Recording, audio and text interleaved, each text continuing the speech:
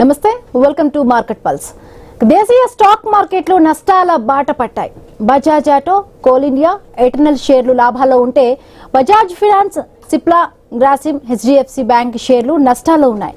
డాలర్తో పోలిస్తే రూపాయి మారకం విలువ 95 రూపాయలుగా ఉంది. అంతర్జాతీయంగా బ్రెంట్ క్రూడ్ బ్యారెల్ ధర $77 ఉంది. బ్యాంకింగ్ షేర్లపై ఒత్తిడికి కారణం ఏంటి? ప్రస్తుతం ఏ రంగాలు పెట్టుబడులకు అనుకూలంగా ఉన్నాయి? కొత్తగా మార్కెట్లోకి ఎంటర్ అవ్వాలి అనుకునే వారికి ఇది సరైన టైం అవునా కాదా? సో మాట్లాడదాం. మనతో పాటు జాయిన్ అయ్యారు స్టాక్ మార్కెట్ అనలిస్ట్ ప్రభు గారు జాయిన్ అయ్యారు. గుడ్ ఆఫ్టర్నూన్ ప్రభు గారు. ఎట్లా చూడాలి? స్టాక్ మార్కెట్స్ అన్ని కూడా నష్టాల్లో ఉన్నాయి. సో ఏవేవి ఒక్కసారి సార్ నష్టాల్లో ఏ షేర్లు నష్టపోయాయి ఒక్కసారి? ఇప్పుడు అంటే ఇండెక్స్ చూద్దాం.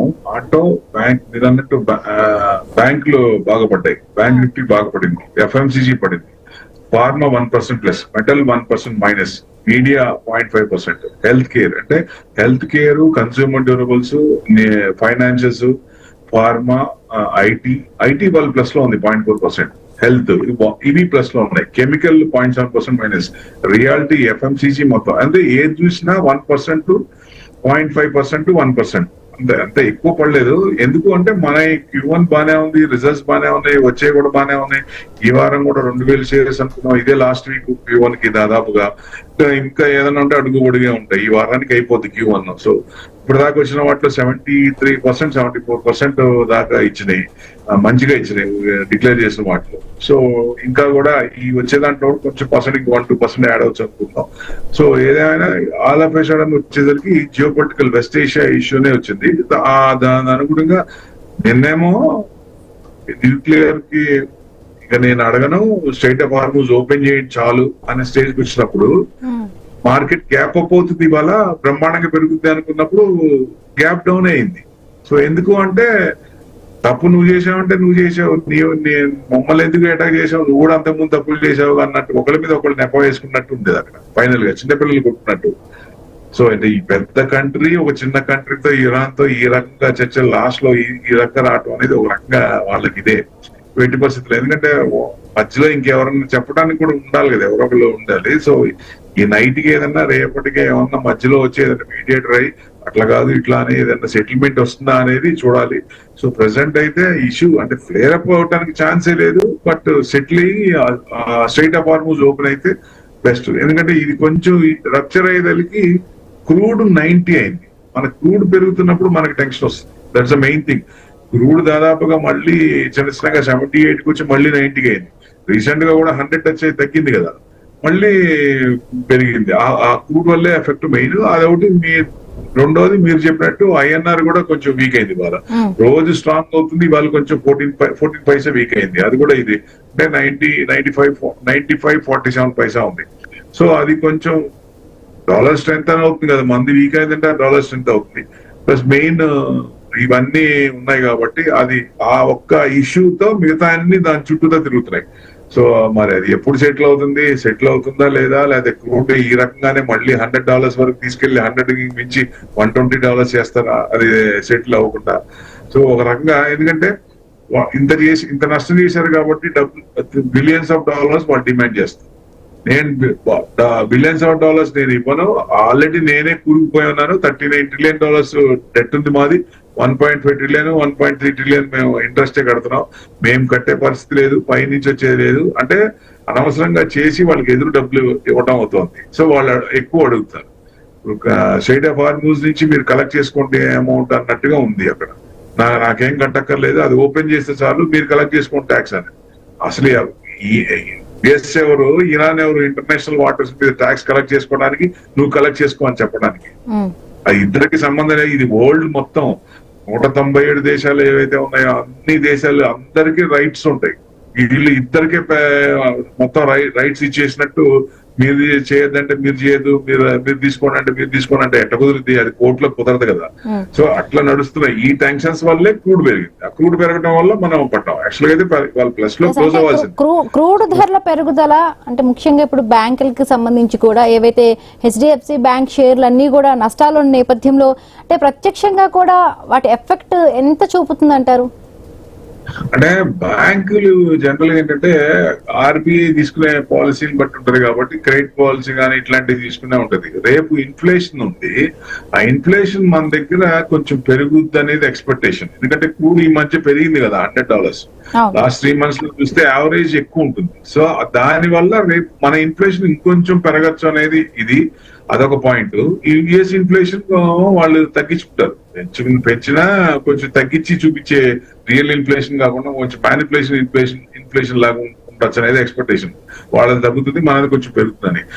అలా ఉన్నప్పుడు మార్కెట్ పడుతుంది కాబట్టి ఆల్రెడీ బ్యాంక్ నిఫ్టీ ఈ మధ్య కాలంలో కొంచెం పెరిగింది కాబట్టి ప్రాఫిట్ బుకింగ్ అనుకోవచ్చు, రీట్రేస్మెంట్ అనుకోవచ్చు. అది పెద్ద ఎఫెక్ట్ కాదు, ఎందుకంటే బ్యాంకుల్లో ఆర్బీఐ తీసుకునే పాలసీని బట్టి డాలర్స్ ఇంకా ఎక్కువ అవుతాయి కదా. ఇప్పటికే వచ్చినాయి దాదాపు $8 to 10 billion వచ్చినాయి. వాళ్ళు 50 billion చేస్తారు, మళ్ళీ స్టార్ట్ వస్తూనే ఉంటాయి కాబట్టి పెద్ద ఇది లేదు, మళ్ళీ పెరుగుద్ది. కాకపోతే ఈ క్రూడ్ వల్లే దాని చుట్టూతో తిరుగుతున్న సరౌండింగ్స్ అన్ని ఎఫెక్ట్ అవుతున్నాయి కాబట్టి దాని ఎఫెక్ట్ దీని మీద పడింది. ఇన్ఫ్లేషన్ మీద వచ్చేసరికి అవన్నీ రేపు పెరుగుద్దనే ఉద్దేశంతో మార్కెట్ కూడా కొంచెం రీట్రేస్మెంట్ అయింది. ఈ వెస్ట్ ఏషియా ఇష్యూనే బాగా రప్చర్ చేస్తుంది అనుకోవచ్చు, ఎందుకంటే ఫ్లేర్ అప్ అవ్వట్లా. గమనించండి, మార్కెట్ కూడా రేంజ్ బౌండ్ లోనే ఉంటుంది. 24,600కి వెళ్ళింది, మనకి 24,300 తీసుకోండి. మనకి 23,800 to 24,300 చాలా కాలం కన్సల్టేషన్ తీసుకుంది. బ్రేక్అవుట్ అయి 24,600 దగ్గర బాగా స్ట్రగుల్ అయింది. ఆ పైన నిలబడలేకపోతుంది, ఎందుకంటే స్ట్రాంగ్ బలం లేదు. సో బలం కావాలంటే ఈ ఎఫ్ఐఎస్ కానీ ఇవన్నీ కొంచెం బయింగ్ చేయాలి. సో బయింగ్ చేసి ఇప్పుడు ప్రెసెంట్ సెల్లింగ్ జరుగుతుంది కాబట్టి కొంచెం డౌన్ ఉంది. సో మళ్ళీ మనకి 24,300 వస్తుందా, లేదా 24,400 దగ్గర సపోర్ట్ తీసుకుంటుందా అంటే వచ్చే న్యూస్ ని బట్టి ఉంటుంది కాబట్టి బయింగ్. సో హ్యూజ్ సెల్లింగ్ ఏం అవ్వట్లేదు, అది గమనించాలి. ఏదన్నా ఇండెక్స్ ఏదైనా పడినా 0.5 to 1% పడుతున్నాయి, స్టాక్స్ అయినా అంతే, ఎక్కువ పర్సెంటేజ్ పడట్లేదు. అంటే రీసెంట్ వాటిలో పెరిగిన వాటిల్లో కొంచెం ప్రాఫిట్ బుకింగ్ అవుతుంది, ఆ ఛాన్స్ తీసుకుంటారు అందరూ. సో ఇది అంటే వాలటాలిటీ ఉంది కాబట్టి up and down range bounds గమనిస్తూ లోవర్ లెవెల్లో కొంటూ అప్పర్ లెవెల్లో మళ్ళీ పడుతుందని అనుకున్నప్పుడు అమ్మాయిసుకొని కొంచెం ప్రాఫిట్స్ బుక్ చేసుకుంటారు అనిపిస్తుంది. ఆ రేంజ్ లోనే కదలాడుతున్నాయి, భయపడాల్సిన పని లేదు. లాంగ్ టర్మ్ మళ్ళీ మంచిగానే ఉంటుంది. ఈ ఇష్యూ సెటిల్ అయితే మనకి ఇంకా మళ్ళీ టేక్ ఆఫ్ మూడ్ లో ఉంది కాబట్టి కొంచెం పెరిగే ఛాన్స్ ఉంటుంది. ఇది అవకాశం, ఎవరికైనా మంచి అవకాశం. అంటే బయింగ్ ఆపర్చునిటీ అంటారు.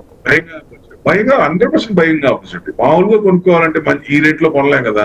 తగ్గుతున్నప్పుడు మనకి 100 రూపీస్ ఉన్నది 80 రూపీస్ వచ్చింది అనుకోండి, కొంచెం ధైర్యం వస్తుంది. 100 వచ్చింది కదా 80 కొనుక్కుందాం అని. ఇప్పుడు 80 నుంచి 70 వచ్చింది అనుకో, ఇక జోష్ వస్తుంది, కొనుక్కుందాం అనే ఉద్దేశం ఉంటుంది. ఎందుకంటే మళ్ళీ అది నిజంగా మంచి కంపెనీ, గ్రోత్ ఉంది, సేల్స్ పెరుగుతుంది, పెరగకుండా ఉండే ఛాన్స్ లేదు. అంటే ఎర్నింగ్స్ పెరుగుతున్నప్పుడు ప్రైస్ కూడా పెరుగుతుంది. సో డెఫినెట్ గా ఎర్నింగ్స్ తగ్గుతుంది అనుకుంటే డిఫరెన్స్ అది కూడా పడిపోయే ఛాన్స్ ఉంది. Q1 బ్రహ్మాండంగా ఉంది, నెక్స్ట్ Q2 కూడా బ్రహ్మాండంగా ఉండొచ్చు అనేది ఎక్స్పెక్ట్ చేస్తారు. ఎందుకంటే అడ్వాన్స్ ట్యాక్స్ ఇది అయిపోయింది, ఈ మంత్ తో అయిపోయింది కాబట్టి నెక్స్ట్ మంత్ అయిపోయిన తర్వాత అడ్వాన్స్ ట్యాక్స్ ముందు కడతారు, రిజల్ట్స్ ముందు ఒక 15 days ముందు కడతారు కాబట్టి ఆ అడ్వాన్స్ ట్యాక్స్ కనుక ఎక్కువ కడతారు అనే ఎక్స్పెక్టేషన్. అంటే Q2 కూడా బాగానే ఉండొచ్చు అనే ఎక్స్పెక్టేషన్. సో డెఫినెట్ గా మంచిగానే ఉంటుంది. సో క్రూడ్ వల్లే మనకి కొంచెం ఇంట్రెస్ట్ రేట్లు ఇబ్బంది అయ్యే ఛాన్స్ ఉంది, అది ఇన్ఫ్లేషన్ ఎఫెక్ట్ అవుతుంది కాబట్టి. మిగతా పారామీటర్స్ అన్ని బాగానే, అది తగ్గినప్పుడు ఈ ఇన్ఫ్లేషన్ తో పాటు ఇంట్రెస్ట్ రేట్లు కూడా బాగా దిగే ఛాన్స్ ఉంటుంది కాబట్టి ఏం భయం లేదు. బ్యాంకులు కూడా అందుకనే పట్టాయి అనుకోవచ్చు ఒక రకంగా, ఈ ఇన్ఫ్లేషన్ వల్లే, ఇంట్రెస్ట్ రేట్ వల్లే. సో అది ఏమవుతుంది అనేది రేపు చూడాలి.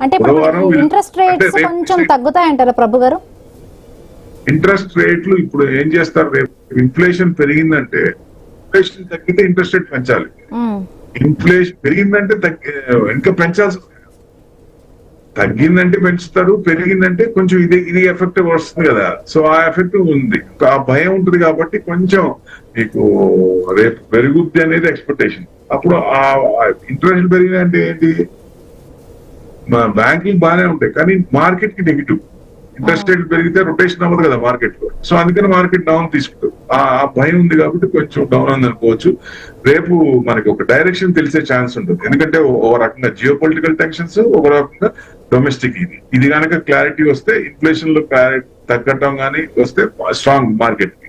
సో దాని ప్రకారంగా ఆ రెండు డైరెక్షన్ చూసామంటే మనకి, ఎందుకంటే ఈ సాయంత్రం నుంచి రేపు సాయంత్రం లోపల మరి ఎక్కడో వచ్చాడు ఈ నైట్ వాళ్ళకి మార్నింగ్ అవుతుంది కాబట్టి వాళ్ళు మార్నింగ్ ఏదన్నా సెటిల్మెంట్ అవుతుందా, ఏదన్నా మాట ట్రంప్ ఏదైనా చెప్తారు కదా, వాళ్ళు చర్చలు ఏదైనా జరిగినా, ఇప్పుడు టర్కీకి వెళ్ళిన తర్వాత కూడా ఒక చిన్న ఇది కూడా జరిగింది. ఇప్పుడు ఒక రకంగా చూస్తే ప్రెషర్ కూడా పెట్టారు ట్రంప్ కి. సో ఆ టెన్షన్ ఉంది, ఆ సెక్యూరిటీ కూడా టైటైన్ చేశారు బాగా. సో వచ్చిన తర్వాత ఏంటి జరుగుతుంది అనేది వచ్చినాక మాట్లాడతారు కాబట్టి మనకి డెఫినెట్ గా తెలుస్తుంది. సో ఎట్టి పరిస్థితుల్లో ఎంత టెన్షన్ లో కూడా ఇంకా టెన్షన్ ఉంటే మరి ఇంకా కష్టం కదా. సో డిఫరెంట్ గా కొంచెం మెత్తపడతారే అనుకోవచ్చు. వాళ్ళేమో బాగా భీష్మించి కూర్చున్నారు, ఎట్టి పరిస్థితుల్లో మా మాట వినాల్సిందే అని. అంతకుముందు మీరు తప్పులు చేశారనేది వదిలేసి ఇప్పుడు మీరు చేశారు కాబట్టి మీరు నా మాట వినాల్సిందే అంటాడు ఆయన. సో మరి ఎవరు సమాధానం చెప్పాలి, ఎవరు సెటిల్ చేయాలి, ఎవరు మధ్యలో వచ్చి చేయాలి అనేది పెద్ద $1 బిలియన్ క్వశ్చన్. సో ఇప్పుడు ఇంకొకటి ఇక్కడ బ్యారెల్ ధర $87 ఉంది కాబట్టి ఇప్పుడు 87 నుంచి 90 స్థాయిలో, అంటే ఈ మార్జిన్ లో ఒకవేళ గనక ఇలానే కొనసాగితే కంపెనీల మార్జిన్స్ అంటే ఎంత వరకు కూడా దెబ్బతింటాయి ప్రభు గారు? ఇప్పుడు అంటే ఓవర్ హెడ్స్ పెరిగిపోతాయి. ఇప్పుడు సపోజ్ ట్రాన్స్పోర్ట్ పెరిగిపోతే అన్నిటి మీద పెంచాలా? పెట్రోల్ డీజిల్ పెరుగుదా? పెట్రోల్ డీజిల్ పెరిగిందంటే ట్రాన్స్పోర్ట్ మొత్తం అన్నిటి మీద పెరిగిపోతాయి. కూరగాయలు, పప్పులు, ఉప్పులు అన్ని పెరిగిపోతాయి. సో ప్రతిదీ కూడా మనం లాస్ట్ 6 months 1 year తీసుకోండి, అంతకు ముందు లాస్ట్ ఇయర్ కి ఈ సంవత్సరానికి తేడా లేవు, ప్రతిదీ పెరిగిపోయి ఉన్నాయి. సో ఇప్పటికి దేని వల్ల అసలు మామూలుగా ఇది పెరిగినా కాదు, ఈ డీజిల్ పెట్రోల్ పెంచడం వల్ల మిగతా ఆ ఎఫెక్ట్ బాగా పడింది. అదే మరి ఇంకా పెరిగితే దాని ఎఫెక్ట్ ఇంకా పడుతుంది కదా. ఇప్పుడే మనం ₹100 పైన ఉన్నాయి దాదాపుగా పెట్రోల్ కానీ, అవి ఎంతవరకు పోవాలి? 150 వరకు పోతే మరి పరిస్థితి ఏంటి? మిగతా అన్ని అంటే ఇప్పుడు ఎక్కువ ఇది చేస్తే శాలరీస్ అనేది సరిపోవాలి కదా. ఖర్చులు అన్ని పెరిగిపోతే రొటేషన్ కాదు మార్కెట్ లో రొటేషన్ కాదంటే ఎఫ్ఎంసీజీ వస్తువులు అమ్మకాల కొనుగోలు జరగవు. సో అన్ని స్తబ్దతగా అయిపోతాయి, కంపెనీలు ఎర్నింగ్స్ తగ్గిపోతాయి.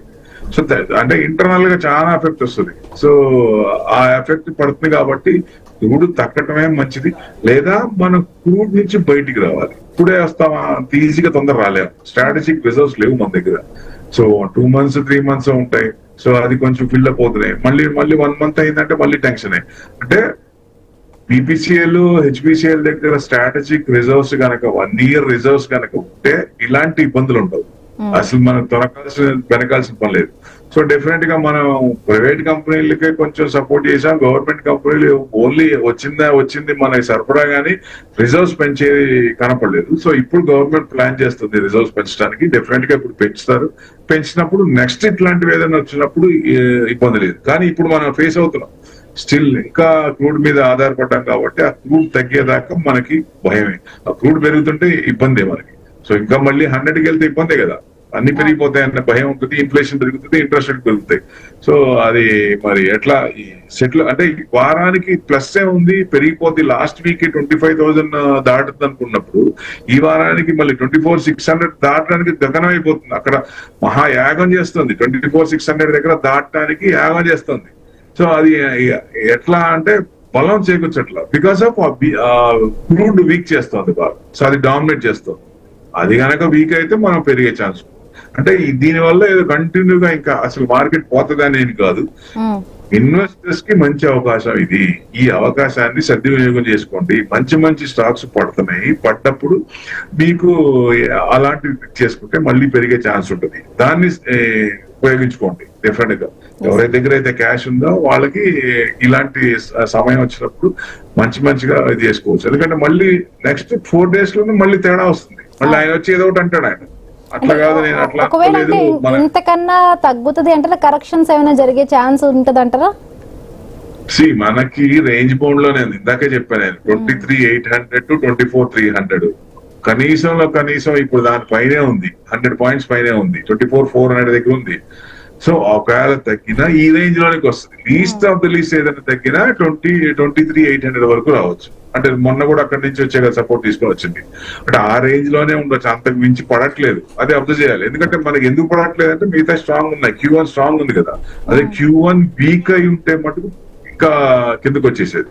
Q1 స్ట్రాంగ్ ఉంది కాబట్టి ఒక రకంగా క్రూడ్ కొంచెం పెరిగిన డామినేట్ చేసింది. సో ఎర్నింగ్స్ డామినేట్ చేసినాయి, బాగా ఉన్నాయి కాబట్టి అందుకని భయం లేదు. ఎట్టి పరిస్థితుల్లో మళ్ళీ మనకి ఎందుకు ఇవాళ నైట్ గానీ రేపు నైట్ గానీ ఎల్లుండి గానీ బయటకు వచ్చి నేను అట్లా అనలేదు, ఇద్దరం కలిసి మాట్లాడుకుందాం, చర్చించుకుందాం అసలు అని మళ్ళీ పాజిటివ్ గా మాట్లాడే అవకాశం కూడా ఉంది కదా, ఆయన చూసాం కదా చాలా సార్లు. సో ఆ ఛాన్స్ ఉంది కాబట్టి పెద్ద భయపడాల్సిన పని లేదు, హ్యాపీగా. అందుకనే ఫార్మా మీద 200%, 100% 28 నుంచి 200% 2028 నుంచి 29 నుంచి అన్నా గానీ ఎక్కడ కూడా తొనకలేదు బెనకలేదు. ఫార్మా చూడండి, ఫార్మా స్టిల్ ఇవాళ కూడా ప్లస్ లో ఉంది. ఎందుకు అంటే తెలుసు ఇట్స్ అది స్టాట్యూట్ కాదు, ఇట్స్ ఎగ్జిక్యూటివ్ ఆర్డర్, అది నిలబడదు, 80% లో కోర్టులో కొట్టేస్తారు. అంటే అంత ధైర్యంగా తీసుకుంది ఫార్మా సెక్టర్ కూడా. సో ఫార్మా కంపెనీస్ అన్ని అంత స్ట్రాంగ్ ఉన్నాయి, ఎందుకంటే మొత్తం మన మీద ఆధారపడి మళ్ళీ మన మీదే ప్రెషర్ పెడితే ఎట్లా కుదురుద్ది. So how you will get the medicine, మీరు చైనా నుంచి తీసుకోలేదు. ఇప్పుడు చైనా కూడా ఒక రకంగా చూస్తే గోల్డ్ కొంచెం పెరుగుతోంది. గోల్డ్ ఎందుకు పెరుగుతోంది, ఇప్పుడు ఎక్స్పోర్ట్ చేసిన యుఎస్ కి ఎక్స్పోర్ట్ చేసిన చైనా ఏమవుతుందంటే, మీరు మాకు డాలర్స్ లో పే చేయాల్సిన పని లేదు, లేకపోతే మా కరెన్సీలో చేయాల్సిన పని లేదు, గోల్డ్ మాకు ఇవ్వండి, మేము ఎక్స్పోర్ట్ చేసిన వర్త్ ఆఫ్ ఇది వాల్యూ గోల్డ్ మాకు ఇవ్వండి అని. అందుకనే గోల్డ్ కొంచెం డిమాండ్ లోకి వచ్చింది. సో చిన్న చిన్నగా కొంచెం పెరగచ్చా అంటే మీకు 11 months 12 to 15 months నుంచి గోల్డ్ కూడా ఇప్పుడున్న 1,53,853 754 పాయింట్స్ పెరిగింది ఇవాళ. అంటే మనం ఎక్కడి నుంచి పడ్డాం, 165 నుంచి పడ్డాం. సో 165 కి రీచ్ అయ్యి అది క్రాస్ అయ్యే ఛాన్సులు కనపడుతున్నాయి ఈసారి. ఎందుకంటే 1.5 year 12 months నుంచి 15 months అంటే 1.5 year దాంట్లో మీకు గోల్డ్ దాదాపుగా ఇంకొక 50,000 పెరగదా అంటే, ఇది కంటిన్యూస్ గా ఎక్స్పోర్ట్ చేసిన కంపెనీలని అందరూ కూడా గోల్డ్ లో డిమాండ్ చేస్తే గోల్డ్ ఇవ్వాల్సి వస్తుంది, కరెన్సీలో కాకుండా, ట్రేడ్ దాంట్లో కాకుండా. అప్పుడు కొంచెం గోల్డ్ పెరిగే ఛాన్స్ ఉంది. ఇది చైనా మొదలు పెట్టింది. మరి ఇండియాను చూసి మిగతా వాళ్ళు కూడా అదే దీంతో గోల్డ్ కి అదే మాట్లాడుస్తారు కాబట్టి పెరుగుద్ది, కొంచెం పెరిగే ఛాన్స్ కనపడుతుంది. అందరు గోల్డ్ అంటే ఏమవుతుంది, దాని డిమాండ్ పెరుగుతుంది. సో అట్లానే కనపడుతుంది. ఫస్ట్ అసలు కొన్నదే మెయిన్, మిగతా మనం అందరికి ప్రీషియస్ సోనేకి చిడియా అంటాం, కానీ మనం కొనింది ఎంత, వాళ్ళు కొనింది ఎంత, వాళ్ళైతే విపరీతంగా ఉంటున్నారు. సో గోల్డ్ విపరీతంగా ఉంటున్నారు కాబట్టి ఇప్పుడు వాళ్ళు కనుక గోల్డ్ తీసుకుంటే మిగతాది కూడా ఫాలో అయిపోతే అప్పుడు గోల్డ్ కొంచెం ఇంకా డిమాండ్ అనేది ఇంకా కొంచెం పెరిగే ఛాన్స్ ఉంది. అండ్ ఇందాక మీరు కొన్ని మెటల్స్ కూడా పెరిగాయి అన్నారు, లాభాలో కొన్ని మెటల్స్ కూడా వచ్చాయి అన్నారు. ఇంకా వాటిలో ఇన్వెస్ట్ చేస్తే బాగుంటుంది అంటారా? ఎప్పుడైనా సరే ఏదైనా ఎర్నింగ్స్ పెరుగుతున్నాయి, ఎబిటా పెరుగుతుంది, మార్జిన్స్ పెరుగుతున్నాయి, సేల్స్ పెరుగుతున్నాయి, అంటే దాంట్లో ఎక్కువ డెట్ కొంచెం క్లియర్ అవుతూ డెట్ ఫ్రీ కంపెనీ కానీ అట్లా ఉన్నప్పుడు గ్రోత్ ఎక్కువ వస్తుంది, డివిడెండ్ ఎక్కువ ఇచ్చే ఛాన్స్ ఉంటుంది, ఇన్వెస్టర్స్ కూడా డబ్బులు ఎక్కువ వస్తే వాల్యూమ్ పెరుగుతుంది, కన్సిస్టెంట్ గా వాల్యూమ్ అంటే బయింగ్ అవుతుంది. లోవర్ లెవెల్స్ లో వాల్యూమ్ పెరుగుతుందంటే ఎస్ దే ఆర్ బయింగ్ దానికి అని. ఇప్పుడు ఐటీ ఇండెక్స్ చూసాము, బాగా పడింది 50% అయిపోవు, అక్కడి నుంచి కొంట మొదలు పెట్టారు కదా. అట్లా వాల్యూ ఒక అంటే చీప్ వాల్యూస్ తక్కువలోకి వస్తున్నాయి. వేరే ఇప్పుడు ఏ ఉన్నాయి అదర్ కంట్రీస్ లో కాస్ట్. సో ఇప్పుడు మన దగ్గర ఏ గానీ ఐటీ గానీ చాలా తక్కువలో ఉన్నప్పుడు ఎక్కువ మంది కొనే ఛాన్స్ ఉంటుంది. రిటైల్ గానీ, ఇన్స్టిట్యూషన్ కానీ, మ్యూచువల్ ఫండ్స్ కానీ వీళ్ళందరూ కొంట మొదలు పెట్టారు. అట్లా ఎక్కడైనా సరే ఇది మంచి రేంజ్ లో ఉన్నది అన్నప్పుడు ఈ కంపెనీ బాగుంటుంది, ఫ్యూచర్ లో డబ్బులు రావచ్చు. ధైర్యం, మనోధైర్యం, ఇండివిజువల్ గా కానీ మ్యూచువల్ ఫండ్ కానీ, అంటే మ్యూచువల్ ఇన్స్టిట్యూషన్ అయినా వాళ్ళైనా మనుషులే కదా, వాళ్ళైనా మనలాగే స్టడీ చేస్తారు, కాకపోతే డీప్ డైవ్ చేస్తారు. డీప్ డైవ్ చేసి ఎక్కడ కొనాలో చూసి దాని ప్రకారంగా లోవర్ లెవెల్స్ లో కొనుక్కుంటారు. సో అలా చేసినప్పుడు ఆ లోవర్ లెవెల్స్ లో ఉన్నాయి కొంటున్నప్పుడు డెఫినెట్ గా ఫ్యూచర్ లో మంచి ఏదైతే పడిందో ఇప్పుడు ఆ డిస్కౌంట్ కూడా మనకు క్రియేట్ అయినట్టే కదా. అందుకనే నేను ధైర్యంగా ఉండొచ్చు. ఎప్పుడైనా మార్కెట్ పడినప్పుడు రెడ్ కనపడిందా భయపడాల్సిన పని లేదు. కొంతమంది స్టాక్స్ అమ్మేసుకొని మళ్ళీ కింద కొనుక్కుందాం తగ్గుతుంది, ఎందుకంటే రివర్స్ అయ్యే ఛాన్స్ ఉంటుంది. చాలా మందికి ఇది ఒక ప్రాబ్లం ఉంటుంది, కొన్న స్టాక్స్ పెరగలేదు, ఇది అమ్మేసి ఇంకోటి కొంటాను అన్నప్పుడు ఇది అమ్మేసిందేమో పెరుగుద్ది, కొన్నదేమో తగ్గుద్ది. ఎప్పుడైనా సరే ఒక టార్గెట్ పెట్టుకున్నప్పుడు ఆ టార్గెట్ దాకా పేషెన్స్ ఉండాలి. నాలెడ్జ్, డిసిప్లిన్, పేషెన్స్, ఈ 3 ఉంటేనే డబ్బులు వస్తాయి. ఇది లేదు కంగారు పడి ఇది కొందాం అది కొందాం వేవరింగ్ ఉండి అటుపోయి ఇటుపోతే చివరికి ఏమవుతుంది, పెద్ద ప్రాఫిట్స్ లో ఉండరు, తక్కువ మార్జిన్స్ లో ఉంటారు. ఆ ట్యాక్స్ లో కట్టేదానికి మళ్ళీ ఐస్ లాగా కరిగిపోయి మళ్ళీ డౌన్ లోకి వస్తుంది, లాస్ లోకి వస్తుంది. అంటే ఇప్పుడు కొత్తగా ఇన్వెస్ట్ చేసే వాళ్ళకి ఈ భయాలు ఉంటాయి, సడన్ గా ఈ స్టాక్స్ తగ్గగానే ఆ షేర్లు పడిపోగానే వేరే దానికి వెళ్తుంటాయి. బట్ ఎంత టైం లిమిట్ వరకు కూడా జనరల్ గా మీరు ఒక ఎక్స్పర్ట్ గా కూడా వాళ్ళకి ఏం చెప్తారని, ఇంతకాలం పాటు వెయిట్ చేస్తే వాళ్ళకి నష్టం రాకుండా స్టేబుల్ గా అయ్యే విధంగా కొంత లాభాలు వచ్చేంత వరకు వెయిట్ చేయాలంటే మినిమం పీరియడ్ ఎంత ఉండాలంటారు?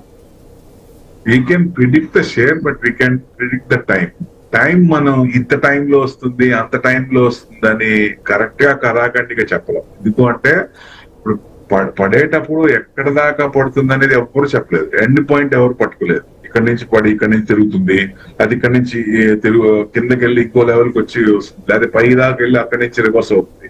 ఒకవేళ చెప్పినా ఇట్స్ ఏ ప్రిడిక్షన్.